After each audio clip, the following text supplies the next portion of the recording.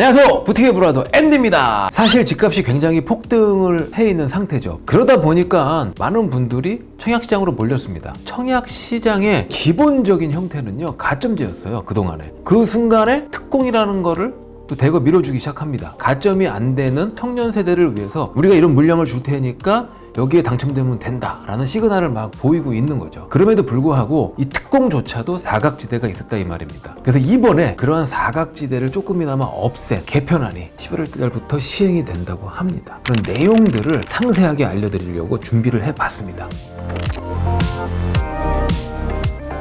특공이 되게 여러 가지가 있잖아요. 근데 그 중에서도 신혼부부 특공이랑 생애 최초 특공, 요 두 가지에 대해서만 개편안이 만들어졌어요. 공통적인 건 뭐냐면 그 중에 30%라는 물량이 추첨제로 바뀐다고 그래요. 신혼부부 특공에서는요, 소득 기준에 따라서 우선 공급의 비중이 70%였고 일반 공급의 비중이 30%였어요. 우선 공급 70%에서 20%를 딱 떼웁니다. 그리고 일반 공급 30%에서 10%를 떼와요. 그럼 30%가 만들어졌잖아요. 걔를 추첨제로 만들어 버린 거예요. 자녀 배점이 있었는데 그 배점이 같을 때에는 그때만 일시적으로 추첨을 했단 말이죠. 근데 그게 아니라 30%라는 물량을 처음부터 추첨제로 갖게 되는 겁니다. 우선 공급 50%랑 일반 공급 20%는요 원래 있던 대로 진행이 됩니다. 떨어지는 분들이 마지막 30% 추첨제 할 때 같이 자동적으로 합쳐져서 추첨이 이루어집니다. 그러면 마지막 30%는 뭔데 따로 만들었습니까? 소득 조건이 있었단 말이죠.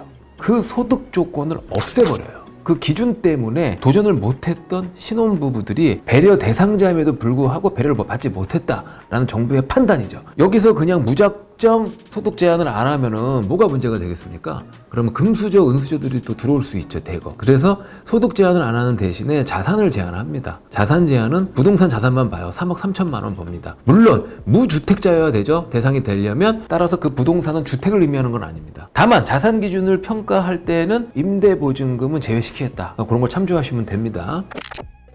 이번에는 생애 최초로 넘어갈게요. 애초에 우선 공급 70% 있었고요. 일반 공급 30% 있었습니다. 우선이든 일반이든 다 추첨제였어요. 아니 원래 추첨제인데 왜 만들어? 그 특공의 대상이 되려면요 1인 가구는 안 됐어요. 혼인을 해 있거나 아니면 자녀를 갖고 있어야 됐습니다. 소외된 1인 가구를 포섭한 거예요. 바로 그 1인 가구는 우선 공급 50%, 일반 공급 20% 거기엔 못 껴요. 하지만 여기서 떨어지는 사람과 함께 마지막 30%의 추첨제에 들어가서 신축 아파트를 받을 수 있는 기회를 부여받은 거죠. 얘도 금수저, 은수저에서 오면 안 되잖아. 그렇죠? 그래서 자산 기준 3억 3천만 원 기준이 정해집니다. 근데 1인 가구는 혼자 사는 분들이잖아요. 야, 큰 평수는 갖지 마. 전용 면적 60제곱미터 이하의 물량에만 추첨제로 들어갈 수 있게 해놨습니다. 이런 것까지 다 알아두시면 좋을 것 같아요. 보통은 사전 청약의 계획이 잡혀 있죠. 사전 청약을 포함해서 11월 이후에 입주자 모집을 하는 단지부터 적용이 되고요. 입주자 모집 공고문을 잘 보시면은 거기에 이런 내용들이 다 포함되어 있을 겁니다. 그래서 확인을 하고 여러분 진행하시면 될 것 같습니다.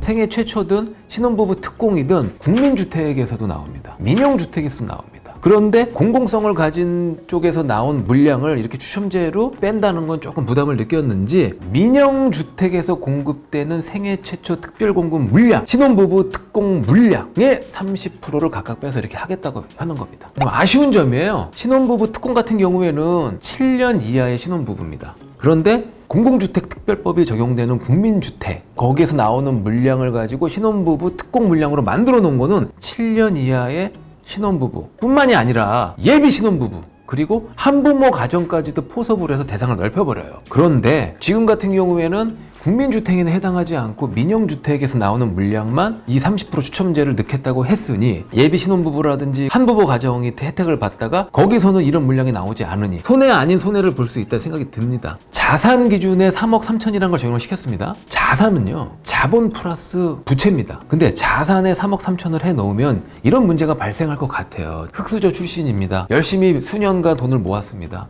돈을 모아서 1억이 됐습니다. 돈이 많지는 않기 때문에 땅을 사놓은 거예요. 불안한 마음에 대출을 3억을 받고 샀어요. 그 4억짜리 땅을 산 거죠. B라는 사람은 증여를 받았습니다. 10억 받았어요. 이걸로 전세 들어 살고 있어요. 그런 경우에 자산 평가할 때 자본을 많이 갖고 있는 사람은 이 B라는 사람이에요. 부모님이 10억 주셨잖아. 근데 이 사람은 이거를 임대 보증금으로 넣었기 때문에 이 레이더망에서 벗어나 있는 거예요.